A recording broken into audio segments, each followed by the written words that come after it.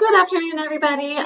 You should have all completed your scavenger hunt, like we discussed in class last week. Those were due today. I just want to go over.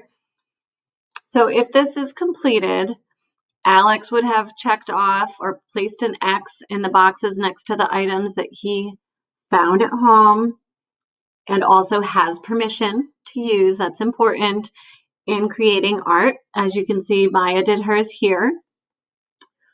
Once you find the slide that has your name and whomever you've been paired with, you're going to comment on the slide and you are going to pick for your partner what they can use. For example, Alex would pick out of what Maya says she has here between buttons, cotton balls, Q-tips, tissue box, paper, straws, all of these things that she's X'd off that she has and is able to use. Alex is going to comment telling her which items she has to use to create her artwork. That is the challenge for this week. Somebody else is going to choose for you what you can use to create your artwork. And then Maya, once Alex has completed his side, is going to pick for Alex. So how you do that is this little voice box over here. When you click that, you go to comment. You need to make sure you're on your slide. You'll hit comment. Instead of my name, it would say Alex or Maya. And then Alex could write a note to Maya saying, Maya,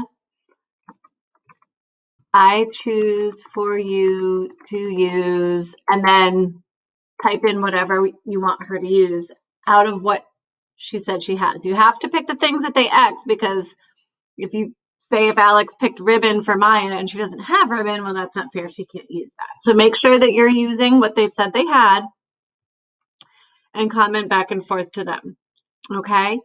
Now, for this week, go back here. There are some videos here that I want you to watch in the slideshow. Our target points for this week in our studio habit of mind of stretch and explore are to play with new materials and ideas and understand the balance of individual roles and collaborative, working together skills to create art. So it's really very important that everybody has done their scavenger hunt.